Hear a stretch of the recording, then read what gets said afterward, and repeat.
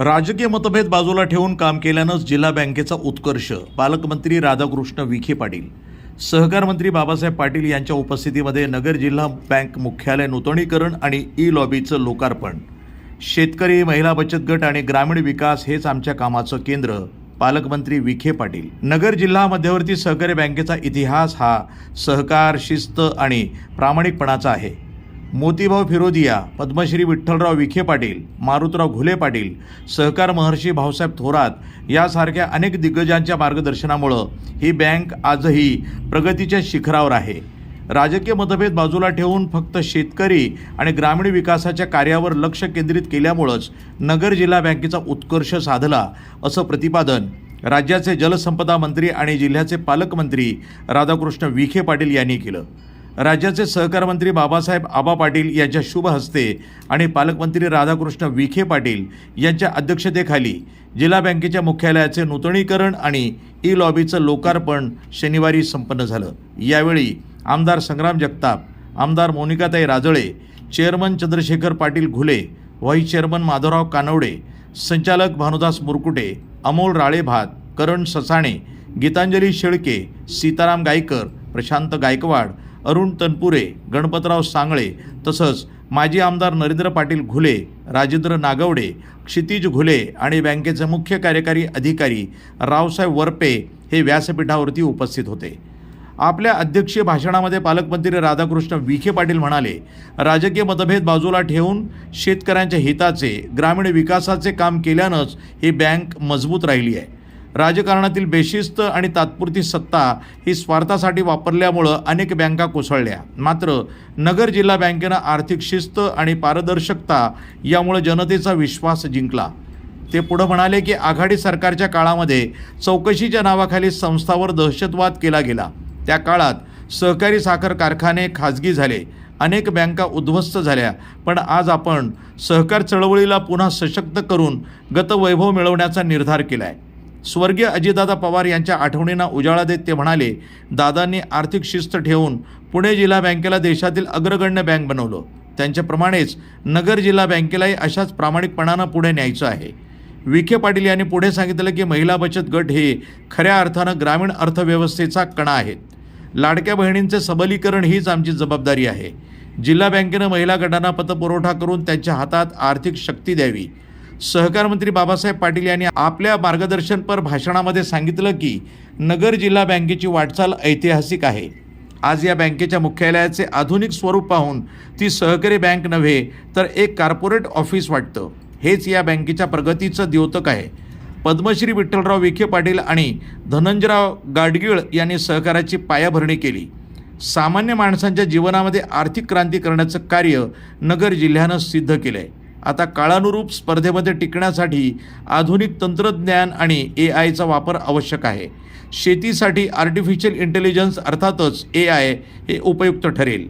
ते म्हणाले, पंतप्रधान नरेंद्र मोदी यांच्या नेतृत्वात केंद्रीय पातळीवर स्वतंत्र सहकार खात्याची निर्मिती झाली आहे. केंद्रीय सहकार मंत्री अमित शाह यांच्या पुढाकारानं देशभरातील सहकारी मंत्र्यांच्या बैठकामुळं सहकार क्षेत्राला नवी दिशा मिळत आहे.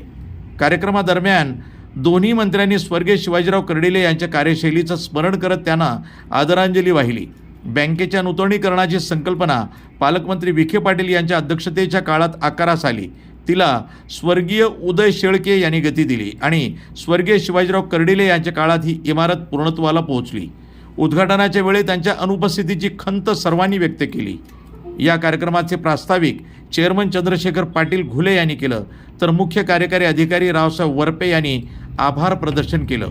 कार्यक्रमाला जिल्ह्यातील शेतकरी, सहकारी संस्थांचे पदाधिकारी, अधिकारी, कर्मचारी आणि नागरिक मोठ्या संख्येनं उपस्थित होते. उत्कर्षामध्ये आपला सहभाग सहभाग नोंदवला आणि म्हणूनच राजकारणाविरहित बाबासाहेब पाटील आमची बँक प्रगती करत राहिली.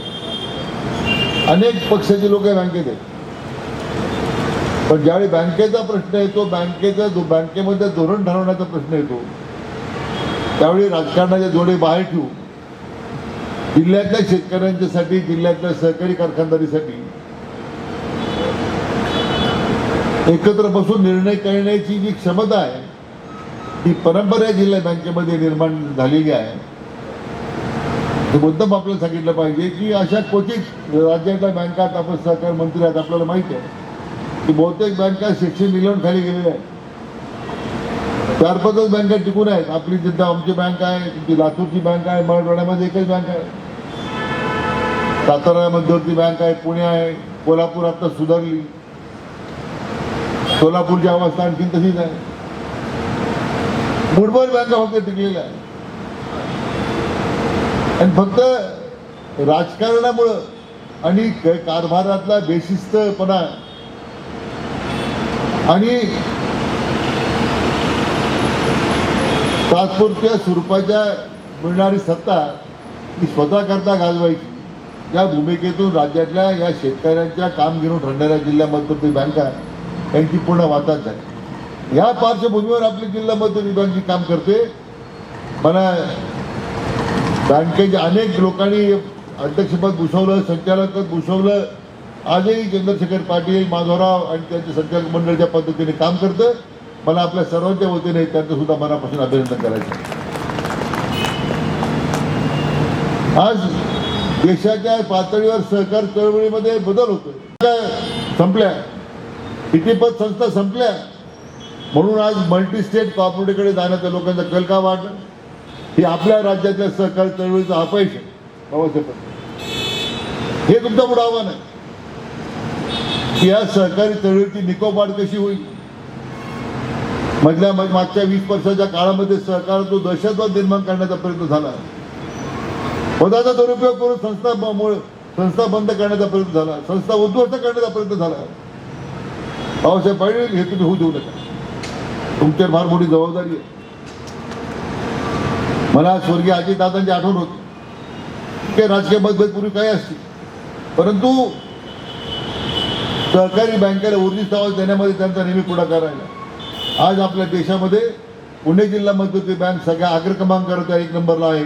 हे केवळ त्या अजितदादांच्या शिस्तीचा कारभार होता आणि त्या शिस्तीमध्ये आपण वाढलात. महाराष्ट्राला मोठ्या अपेक्षा आपल्याला अजितदादा जगण्याचं दुःख आपल्या सर्वांनाच आहे. त्यांच्यासुद्धा खरं त्यांना मी सुद्धा आदरांजली अर्पण करताना त्यांच्या ठीक आहे, खाजगी कारखाने निघालेत, सहकारी कारखाने बुडलेत, त्या विषयामध्ये आपण चर्चा करत नाही. पण जे कारखाने काढले ते सुद्धा अतिशय प्रभावीपणे शेतकऱ्यांना मदत करण्यासाठी, शेतकऱ्यांचे उपयोग, शेतकरी उपयुक्त असणाऱ्या अशा पद्धतीचं काम त्यांनी करून दाखवलं. आणि आज महाराष्ट्र, त्यांची उणीव महाराष्ट्राला भासते, परंतु त्यांच्याच पावला ठेवून बाबासाहेब पाटील आपले चांगलं काम करण्याची संधी मिळालेली आहे. मला वाटतं सहकारातलं गेलेलं जे गत वैभव आहे ते पुन्हा आणण्यासाठी आज आपण काम सुरू केलं पाहिजे असं माझं मत आहे. केवळ जिल्हा मध्यवर्ती बँकाच नाही, सहकारी कारखानेच नाही, आज सोसायटीची अवस्था किती बिकट आहे. महिला बचत गटाला दिलेलं कर्ज 100% परतफेड होते आणि आमच्या सोसायटीत दिलेलं कर्ज 20% फक्त परतफेड होती. हा कुठंतरी बँकेने सुद्धा याचा विचार केला पाहिजे. किडीवर हातात धरायचं, बोगस त्याचा प्रकार करायला लावायचे, ऊस नसताना ऊसाचे दाखले द्यायचे, बाजरी नसताना बाजरीचे लोन काढायची, ह्यापेक्षा निर्माण करणं सगळं. संपादन विभाग, न्यूज टुडे 24, अहिल्यानगर.